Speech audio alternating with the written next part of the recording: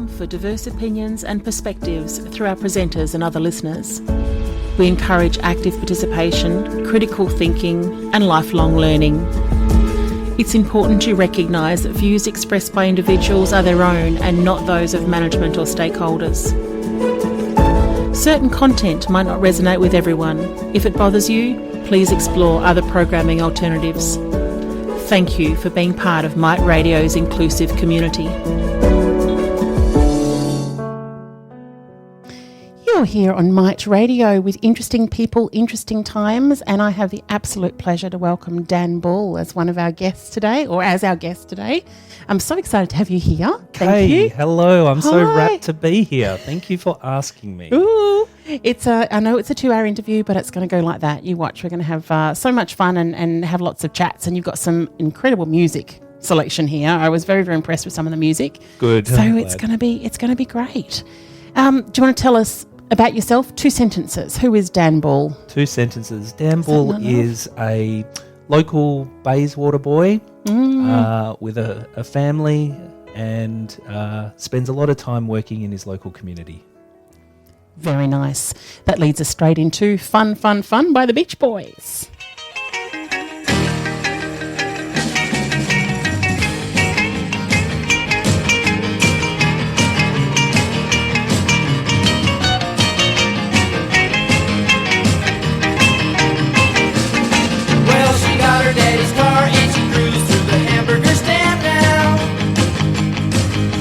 Forgot all about the library like she told her old man now.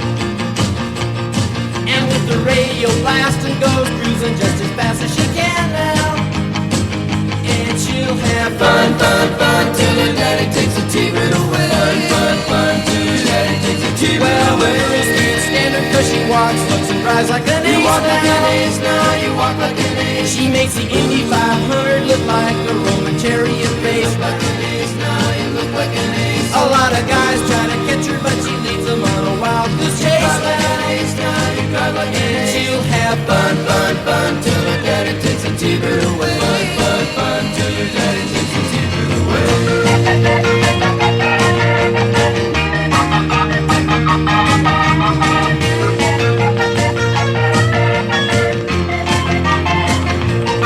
Well, you knew all along that your dad was getting wise to you now. Now you shouldn't have lied. And since he took your set of keys, you've been thinking that your fun is all through. You shouldn't have lied. Now you shouldn't have lied. But you can come along with me 'cause we got a lot of things to do now. Now you shouldn't have lied. And we'll have fun, fun, fun. Now the daddy took the TV away. Fun, fun, fun. Now the daddy took the TV away. Fun, fun, fun. Now the daddy took the TV away. Fun, fun, fun. Now the daddy took the TV away.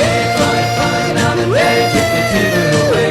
Fun, fun. Now the daddy took the TV away. Fun, fun. Now the daddy took the TV away. Fun, fun. Now the daddy took the TV away. Fun, fun. Now the daddy took the TV away. Fun, fun. Now the daddy took the TV away. My friend James would be excited talking about the Moog synthesizer that's in that particular song. Oh, yeah. But, good The song. Moog. It's great. Tell us a little bit about your family, Dan. Sure. So I am married to a wonderful person, Nissa. Nissa. She must be wonderful because, you've had a bit of a public career, haven't you? So, that sort of support is pretty special. Oh, absolutely. I cannot do what I do around my community work without Nis. She's just amazing. She's an amazing support, but an amazing person in her own right. She's doing a PhD at the moment and works at UWA as a lecturer in law, and has written some really interesting papers with this focus on how to improve people's lives through law reform. Quite remarkable. Okay, so let me just get this straight. You've got children. Yes. One of them's got a disability. We'll talk about that later. Yeah. And she's studying and working and being supportive. Yep. So you can go. I want to talk to her. Oh, yeah, she's way more interesting than me. It's actually true. Yes, 100%. So Superwoman, yes, you managed to snag Superwoman. Well done. I did, thank you. And we have 2 kids. We have Willow, who's our firstborn daughter. She's nearly 14. And she is an amazing young woman, and she spends a lot of time doing dancing, which actually she got from her mum as well. So it's the other thing about Nis. Nis is also a dancer. Right, okay. Yes, and then we have Harrison, who's 12, and he's autistic, high-functioning, really interesting, fun guy. Again, blossoming into this amazing person, and, his kind of thing that he does, he draws. So he does a lot of drawing as well, very creative. So we have quite a creative household. I do a lot of music as well, and so between us we can have bits of paper everywhere and tap dancing in the middle of the room. I get kicked out for being too noisy on the guitar. It can be a bit manic, but it's fun. It does sound fun. Yeah. Do you have any advice for parents who might be finding out that they've got an autistic child? I mean, the thing about people with autism is that neurodiversity generally is that... we're all on the spectrum somewhere, yep. Yeah, we are, and everybody has something to contribute. And what I have found, and what NISA has found, and as a team, is that spending a lot of time learning about what autism is, how autistic people may view the world, remembering that there's no two people who are the same, and then being happy to kind of throw the rule book on what normal parenting is out the window. If you can unshackle yourself from that, then you have the ability to support people who are doing their best to get through a neurotypical world. So, for example, we never have family dinner. But why do we need to have family dinner? Well, there's lots of reasons why family dinner is great. However, we do family things in a different way, because family dinner just doesn't work for us in our household. Just one example of it, but I really think spending lots of time to learn about it, really get to know, again, it's normal parenting, get to know your kids, and then be happy to throw the parenting rule book out the window, then I think you're going to kind of be halfway there at least. I think you're absolutely right, of course, and you've got the experience behind you. I do a little bit of care work myself, and it's about having a look at the individual attributes of that particular person or that particular child. And I know that we can stereotype, but sometimes when I find out somebody's autistic, it's like, oh, that's going to be fantastic. The communication is going to be so easy. It's going to be clear. It's going to be concise. I can say things in a far more clear and blunt way without sort of beating around the bush too much, and it's going to be understood and taken well. We all have our strengths and our weaknesses. It's really true, and it can be really tough for neurodiverse kids, because there is this expectation that kids should do as they're told, and there's the rules, and then it's really not until you're an adult that you can make choices for yourself. And for a lot of people who are on the spectrum, actually having freedom to make their own choices at an earlier age is a really healthy thing. And if we think about it as adults, there are things that we just don't want to do, and it's actually the same with children. We need to make sure that kids understand, what is acceptable and not. They need to know what is right and wrong. What's safe and what's not. Yeah, what's safe and what's not. But also having the freedom to be able to kind of make their own decisions, I think, is actually a really healthy thing. I think it's amazing. Yeah. So that's kind of how we approach it. And at the end of the day, Harrison, as I said, he's growing up into this amazing young man. He's going to be really successful. He has these talents, and there's many neurodiverse people throughout the world, throughout history, who have just been so successful. I think we're lucky to have these people in the world. I think you're absolutely right. Yeah, probably some of the musicians of this next song were atypical, because this is the Beach Boys. And this is with Cotton Fields, the Cotton Song. Another good choice. My mama done rocked me in the cradle in them old cotton fields back home. It was back in Louisiana, just about a mile from Texarkana. In them old cotton fields back home. Let me tell you now, well, I got here to fix a caught a nail in my tire doing lickety split. I had to walk a long, long way to town. Came along a nice old man with he direction. I'm gonna wanna be right off her home. When I was a little bitty baby, my mama done rocked me in the cradle in them old cotton fields back home. It was back in Louisiana, just about a mile from the Mexican. In them old cotton fields back home. Don't care if them cotton halls are good or rotten, but I got you, baby, who needs cotton? In them old cotton fields back home. But there only one thing more that's gonna warm you. The summer's day out in California. It's gonna be them cotton fields back home.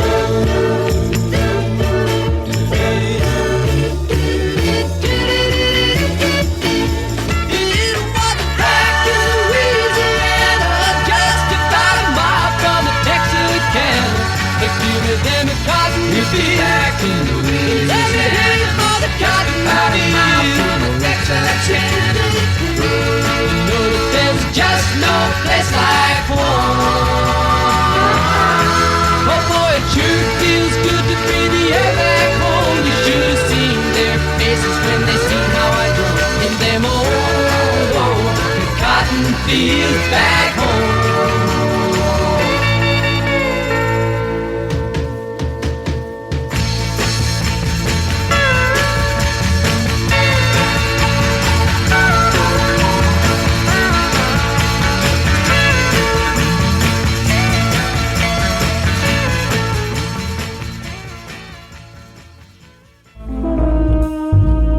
Who plays the magic songs of the 40s to the 80s? We do.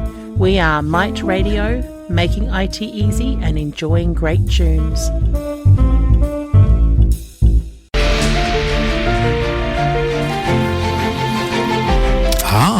The Innovation Hub. Yes. Always interesting topics that are really handy when you're trying to talk to a new group of people. You just think back and you go, what am I going to talk about that's interesting? I'll think of one of Tony's innovation hubs or of the Tech Absurd. And then the whole conversation just gets going. All right. Tell us. Well, hopefully we'll keep you interested today. I'm talking about 3D printed replacement bones. I'm interested. Okay, so the field of 3D printing, like everyone's heard of a 3D printer here, has been one of the most promising industries in recent years, offering a wide range of applications from, believe it or not, cheap house building to affordable rugged armour. I don't know how they do that, but anyway. One of the most interesting and life-changing uses of this technology is the ability to build 3D printed bones. One company has taken on this challenge head on, and it's called Ossiform, which is a great name. Osso is an Italian word for bone. Okay. O-S-S-I-F-O-R-M. Ossiform, yeah. This company specialises in medical 3D printing and creates patient-specific they're probably patented as well, but patient-specific replacements of different bones from tricalcium phosphate. And apparently that's a material with similar properties to human bones. The process of using these 3D printed bones is surprisingly straightforward. A hospital can perform an MRI that's sent to Ossiform, and from this the team creates a 3D model of the patient's specific implant that's needed. The surgeon then accepts the design, and once it's printed, it's used in surgery. The beauty of using tricalcium phosphate is that it allows the body to remodel the implants into a vascularized bone, meaning that the implants enable the full restoration of function of the bone that it's replacing. The implants, they have a porous structure, and as a result, the large pores and canals allows the cells to attach and reform the bone as if it was actually their bone. Amazing stuff, huh? Remarkable. There we go. 3D printed replacement bones coming to a hospital near you, thanks to Ossiform.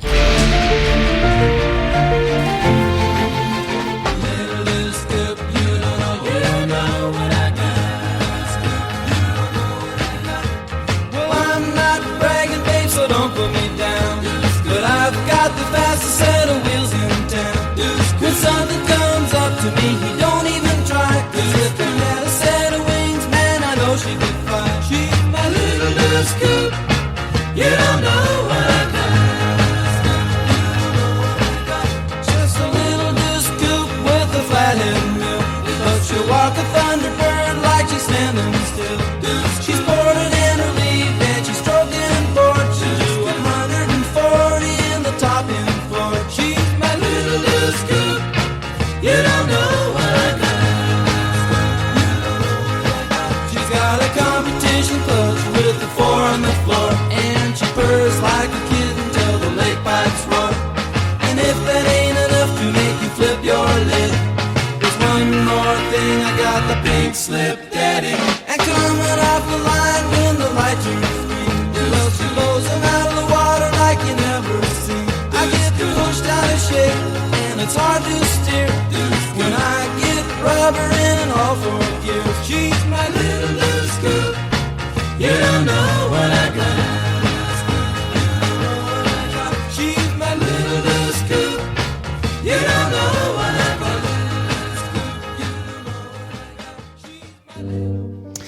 There was Little Deuce Coupe by the Beach Boys, released in 1963, written by Brian Wilson and Roger Christian. Brilliant. Another great song.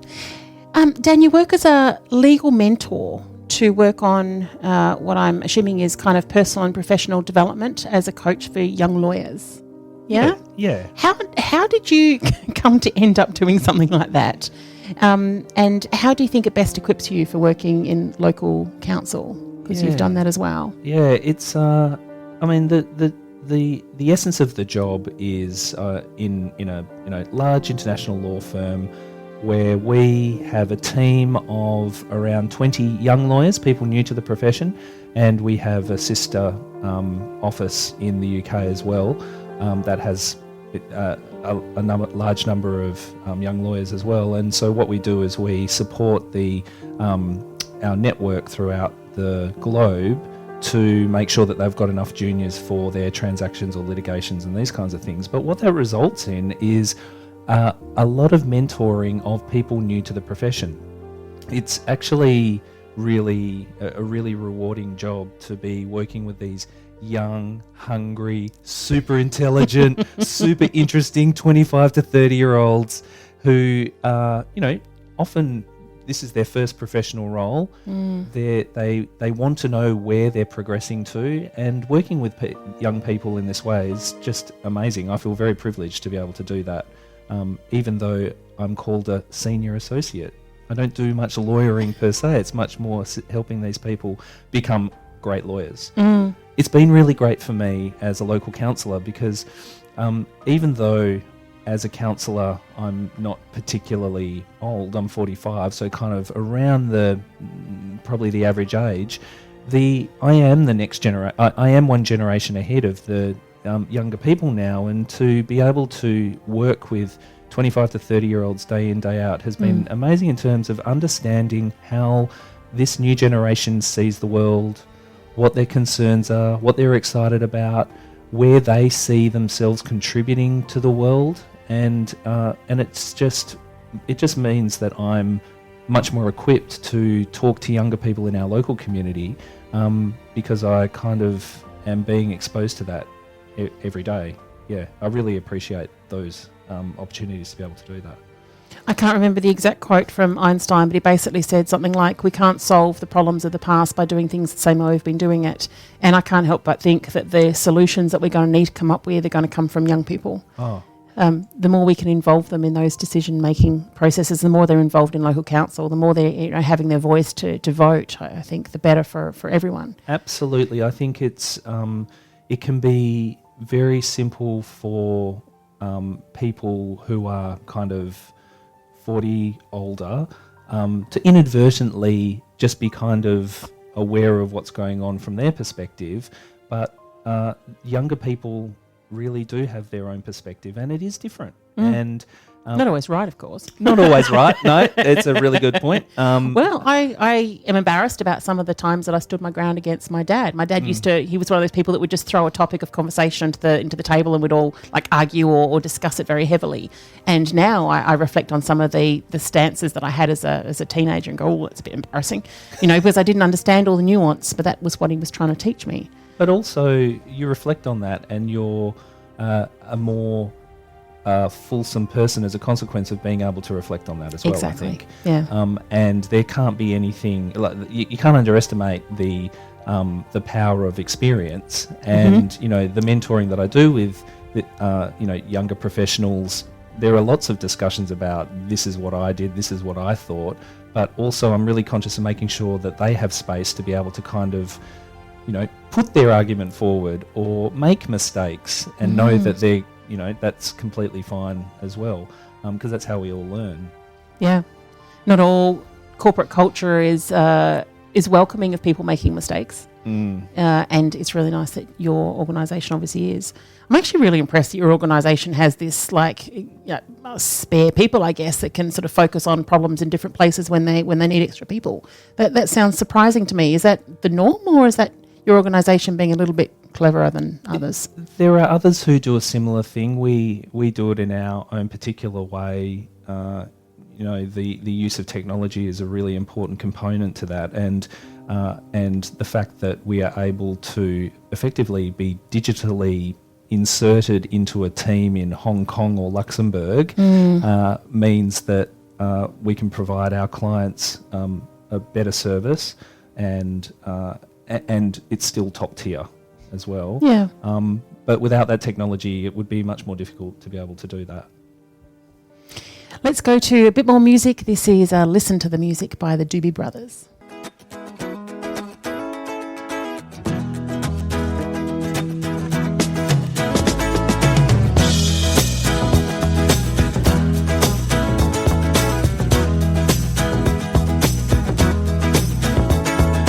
Don't you feel it growing day by day? People getting ready for the move. Some are happy, some are sad. Oh,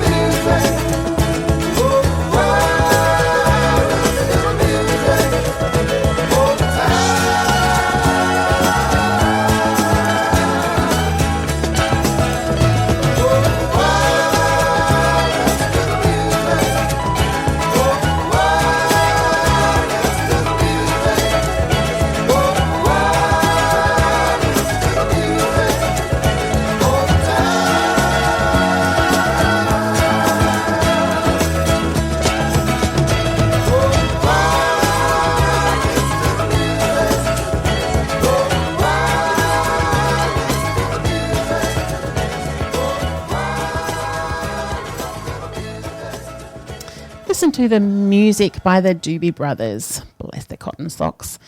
You're listening to MITE Radio. This is Dan Ball. Thank you very much for joining us, and a classic interesting person during interesting times. Thank you. Thank you. Speaking of interesting times, technology in your workplace must have made some changes, perhaps even since COVID. Yeah. What sort of changes have you seen, and do you like the change in technology? Technology in the law firm that I work in is paramount, and we work with technology all the time, and we're looking for ways at our firm to be able to incorporate technology that results in a more efficient, still top-notch work, but more efficient, so it's better for the client, but also more interesting for the people, for the lawyers, for the people who are working, in the hope that as if we care about that. Well, yeah, okay, fair call.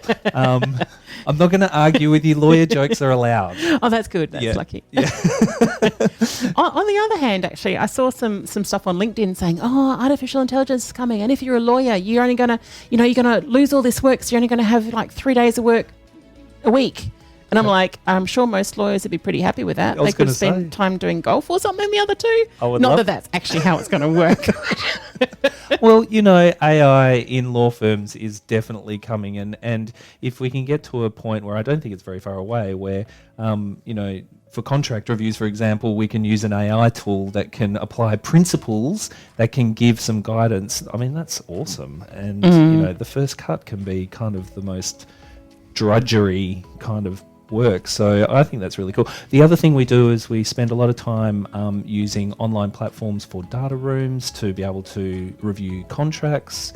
So virtual data rooms, and we also, post COVID, we use a lot of online video calls, Teams, and these kinds of things. And hybrid working is here, and younger people want to work in a hybrid environment, and we've seen through COVID that it is very, very doable. That being said, in our workplace, Fridays is mandatory in the office, and I love it. It is such a great vibe. On Fridays. That's interesting. Yeah, it works. I know some workplaces that have said you must spend a certain number of days in the office. So there's like sort of, what do they call the hot desks? Yes. But that's also an interesting system because it means that everyone gets to see everybody for that day. Yeah. I think it's good for socialisation as well as building rapport and business relationships. And I think so. And it's also really good for learning and development because you can hear those discussions around you, particularly if you're new to the profession. And also, again, from a mentoring perspective, just being able to kind of go around and see how people are going. You can do it on Zoom, you can do it on Teams, but actually face-to-face is still the best way. And when you're talking about people's mental health often, which is what you're also checking on, you can get more nuance if you're talking to them face-to-face. Absolutely. Yeah. Okay. Do you think that, personally, I feel that the concern about AI making jobs obsolete in terms of our kind of professions is a bit panicky and unlikely. What I seem to see is just it elevates the work that you do. Doesn't mean you've got any less to do. It's just that you're actually more efficient and then you've got more time to spend doing those kind of high-level things. Are you finding the same thing? Yeah, and during the Industrial Revolution, I think people were worried that jobs were going to go because of the steam engine and these kinds of things, and it didn't really happen. My personal view is that AI is going to be a tool that is useful. Jobs will evolve and look differently, but I don't think we're going to be put out of work because of AI. Unless you vacuum floors for a living, and then maybe that would be okay. Yeah. We can find something else for floor vacuum cleaners to do, because I'm ready for my little robot that's going to run around and do some stuff around the house. I'm all set. We can get you a robot. Be like the Jetsons. I like it. We are going to Rockin' Down the Highway by the Doobie Brothers. Good call. Released in 1972, written by Tom Johnson. It's one of the band's staple road songs that doesn't particularly focus on technology, according to ChatGPT. Ironic. Yeah.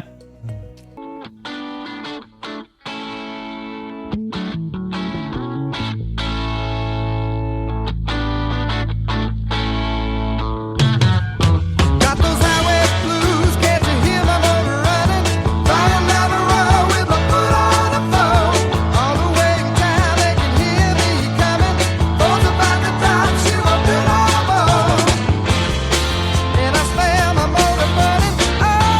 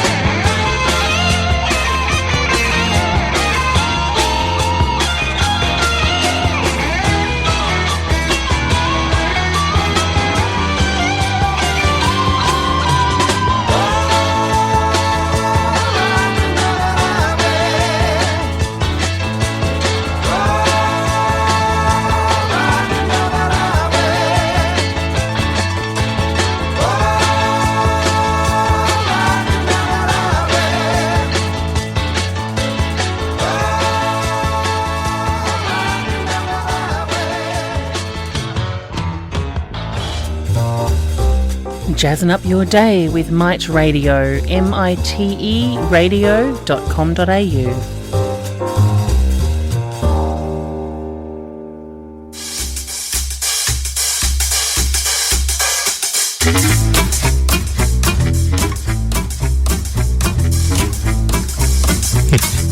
Tell us about something absurd, Tony. Yeah, well, we're on the kind of sun We are, train. sun theme. Yeah. So when summer's at full swing, there's nothing quite like soaking up the sun at the beach. Please be mindful and use Be the sun-aware. necessary protection. However, for tech-savvy beachgoers, Where could this possibly be going? a phone battery that is not working, a dead phone battery, can be quite a major concern, yes? Yes, It seems to be a major concern everywhere. absolutely. So luckily, a New York designer, Andrew Schneider, has come up with a solution that blends fashion and function with the solar bikini. Yes, with 40 flexible photovoltaic strips connected via a conductive thread in the shape of a bikini. The solar bikini is capable of charging smartphones and media players while the wearer enjoys the sun.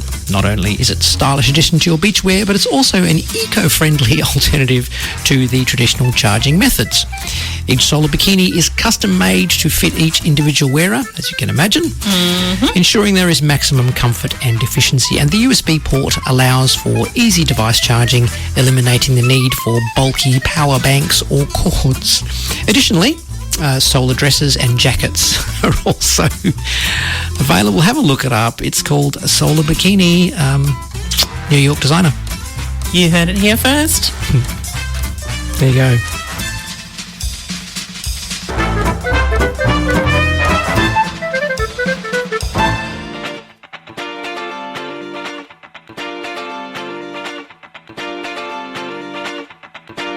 Down around the corner, a half a mile from here, you see them old trains running, and you watch them disappear. Without love, where would you be now?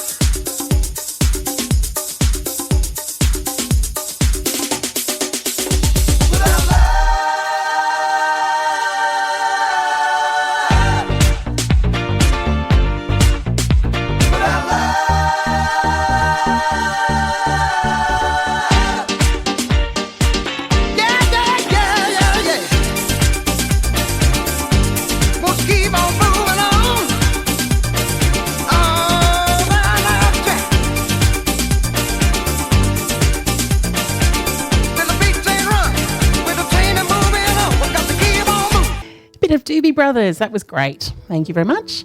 Here with Dan Ball on Interesting People, Interesting Times on MITE Radio. Thank you very much for joining us. I wanted to ask you, Dan, about who you are. Oh. I know that you're a family man, and I know that you're involved in local council, but who are you outside of that? Like, what are your hobbies? What are your challenges? Yeah, okay. I feel like I've entered the therapy session. Thank you. Thank you. Excellent. Share with me. I'm just lying on this couch here. It's very comfortable. Thank you, Kay, for providing it. You're right. Like, family is really important for me. I really kind of value it. That's like my rock. The job as a local councillor is really rewarding, but it can be really stressful as well, and demanding. I sometimes describe it as the Selly's no more gaps of hobbies.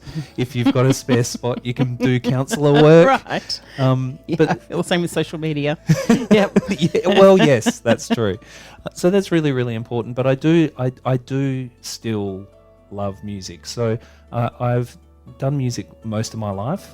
I can't really remember a time when I didn't do music. It would have been, but from like living memory, I've always done music from a very young age, where I started piano, played the French horn through primary school, high school, through to university, played in rock and roll bands, and this thing about music I always come back to. So whether it be just what many of us love doing, just putting on an album and listening to it, but also more nerdy stuff. So at the moment don't judge me, and I know a lot of people will actually dig this. Yeah. I'm listening to the 4 Brahms symphonies. Wow. I went and bought the scores, and I'm just kind of analysing them and going through them when I've got a spare hour at the end of the day or whatever. Just really enjoy getting into that stuff, or watching little kind of documentaries about classical music or romantic music all the way back. I really enjoy all of that stuff. Well, you've got a very eclectic or broad interest in music, haven't you? Because it's not just classical. Clearly, we've had Doobie Brothers and Beatles, and we have a bit of Eskimo Joe coming up, I think, a little bit. Excellent, yes, and Eskies. That I had the amazing opportunity to be Eskimo Joe's keyboard player for a few years, which was pretty awesome. I remember as a kid reading Smash Hits magazine, always wondering kind of what it's like to be in the rock and roll world, and I got to experience it, and it's nothing like Smash Hits magazine. It's a little bit. How surprising. But you think about those guys, Eskies, Eskimo Joe. It's a Freo band. I was hanging out in that scene in the kind of early 2000s, late 1990s. There were other bands around as well, like Little Birdie and End of Fashion and Sleepy Jackson, and we would just kind of hang out, share each other's songs, test it out, and play gigs together and these kinds of things. And it was just a really awesome time. And very creative time, and I then got the opportunity to play keyboards with Eskies for a few years. It was awesome. Wow. Yeah. And they're still my friends. And so this is the thing, right? That group of people and the wider scene were always grounded. None of them moved over east to try to kind of further their rock and roll career. They were always rooted here in Perth and Fremantle, and always had the utmost respect for the fans, and just a really top-notch group of people. And so I'm still friends with those guys today. But interestingly, when you look at all the things that I have had the opportunity to do, whether that be playing a rock and roll band, whether that be law, whether that be work as a counsellor, it always kind of comes back to music. There's always a line to music. So, for example, I was a pretty average student in high school. There's no way I could have got into law school, but I was a great musician. It's the one thing that I could do. So I got into the music school at UWA. It was on the back of those grades that I got into law school. Right. Wow, okay. It's just as an example. Yeah. So I think music is kind of my number one, other than family. Yeah. And the community. Sport? Does that Yes. feature strongly in your life? Actually, yeah. Sport was the other thing. I don't really talk about it too much because it doesn't really feature in my family now so much. It's more on the art side and creative kind of pursuits. But I played a lot of sport as a kid. I played lot of cricket, a lot of basketball. My basketball mornings were always very, very busy. A good friend, old friend of mine when I was in primary school, Tony, would knock on the door at 8 a.m. We'd get on our bikes and ride down the hill to the local rec centre, and we'd be there all morning, either playing, coaching, or umpiring basketball. It was great fun. Cricket, rugby, lots of hockey. Actually, one of my great hockey memories is playing, at when it was bucketing down with rain. My dad used to wear this raincoat that he'd bought from the army disposal store. It was actually fatigues. Anyway, and he used to smoke a pipe. And I remember standing, bucketing down, seeing Dad trying to hold an umbrella in these fatigues, trying to light his pipe, and it was not working. It was not working. Probably for the better. That's right. Somebody out there was trying to teach him a lesson. That's right. Good times. Speaking of good times, we have, before we get into a little bit Eskimo Joe, actually, no, we're going to do it. Yes, before we do that, we're going to go into... Yes. Even though you've actually been in the big seat before. I was fortunate enough to be mayor for 4 years. It was an interesting thing. So I originally got elected to council in 2015, and in 2017, the opportunity to run for mayor came up. It wasn't in my kind of orbit of thinking, but but it did come up, and I was elected unopposed. It was back then. Congratulations. I must have done something right. Went downhill from there. No, depends who you ask. But no, it was a terrific job. It was amazing. We had such a great team of councillors. We didn't always agree on things, but we definitely respected each other's views, and that tension, that kind of healthy tension, I think meant that we made better decisions that were taking more people into account, if that makes sense. People with progressive views, people with conservative views, and along that spectrum. It was really great. And even, COVID happened within that time, and I really think... Oh, wow. Yes. It was a tough time to be mayor. It was tough, but again, and the administration need to really acknowledge the administration as well. Having a really supportive group of councillors, a really amazing administration, meant that we could continue to support our local community through COVID in a way I think not many councils were able to do that. We supported our staff. We redeployed as many people as we could. We were out talking to the local businesses to work out how we could do some promotion for them to kind of help as best as we could. Basically pulled whatever levers we could during that time. But at the end of the day, the best councils are the ones that work together, and where councillors are interested in compromise, and I spent a lot of, like, my leadership style is very much consensus seeking. And so if you can get, 80% of what you want and you get a great outcome at the end, I think then everybody kind of walks away kind of happy and kind of not. That's the best result at the end of the day. Well, realistically, you're not going to make everybody happy. No. Well, that's true. Unfortunately, it doesn't work like that.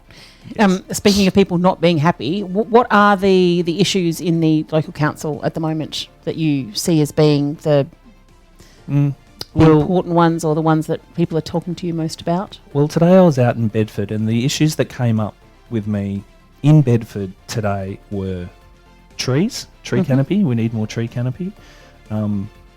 Parks. How do we protect our public open space, but how do we rejuvenate our parks as well to make them better places for people to be able to utilise? And the third was road safety. Rat running, speed, but also the way people drive as well, and the volume of traffic too. So what can we do to make our roads better for people?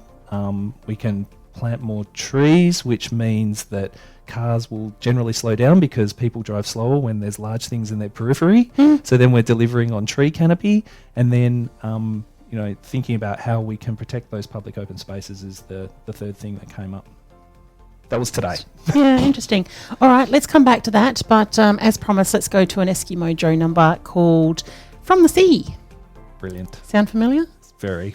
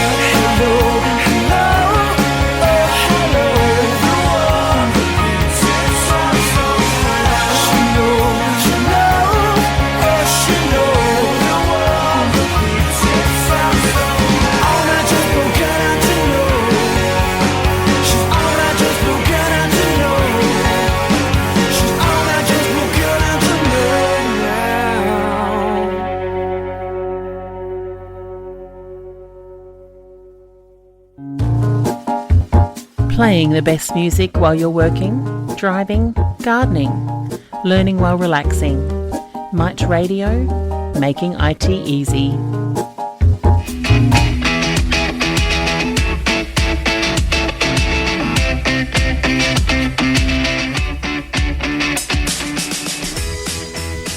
Hello. Hello.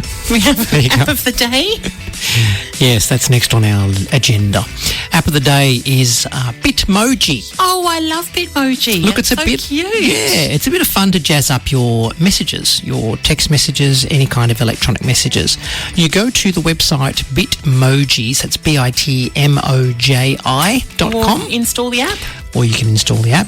However, if you want to play on a bigger screen, because you've got lots of things to customise good and play idea. with, you can do it through your online account, through the computer, on an internet page, and then of course all that gets stored in your account, so that when you install the app, you get access to everything through there. So it's a nice way to play with. So the idea behind Bitmoji is you can create an avatar of yourself. Yes, or whatever you like. So you can pretend to be somebody else if you don't want to. I've got a cute little avatar of me with little short curly hair and my glasses, and you can change so many things. There's a plethora of options there, right down to the colour of your eyes and whether you have long eyelashes or dimples on your cheek Glasses, or moles or yeah. any distinguishing features, etc. And then, of course, you dress to kill. And you can choose whether a summer theme or a winter theme or whatever you like, long pants, short pants, etc. You can be suited up if you want to do the suit thing or whatever. Casual. And of course you can go in there and change it however you fancy. And if you get your hair cut, you might want to go in there and update your hair, or if you grow a beard for a while or a bit of stubble, you can really play around with it. Wasn't planning on that personally. Of course, apps are available for all the popular platforms from Apple and Android, and you can use the web version, as I say, on your computer so you don't miss out. So even though there's no app available at the Windows Store, you can do it from the web page and then copy and paste into your messages from there. So you could create an email and paste a picture, or you can use your text messaging or WhatsApp or whatever method of electronic communication that you're using to jazz it up. And the idea is you would bring up, like an emoji, a smiley face, you can go into the Bitmoji part of your keyboard. So it actually adds a thing to your keyboard. So next to your emojis, you've got this little picture of a Bitmoji, and you tap on that and you can go happy, sad, party, and it shows you in different poses, your little avatar, in different poses. With You can do bon voyage or words happy and- birthday, and you Yeah. can be popping out of a cake or whatever. It's really fantastic. If you jump on my website, mcgillit.com.au, you might see a few Bitmojis of me kicking around in there, and I just use it to Floating jazz around up there. things. So it's a great little app to play around with. It's completely free, and a lot of fun. Kids love it especially because they like to be able to go in and change things. Like, I want to change the colour of my eyes, and I want to do this, and I want to do that. Yeah, da, da, da, da. changing your avatar. Yeah, it's a great little thing. Bitmoji.com.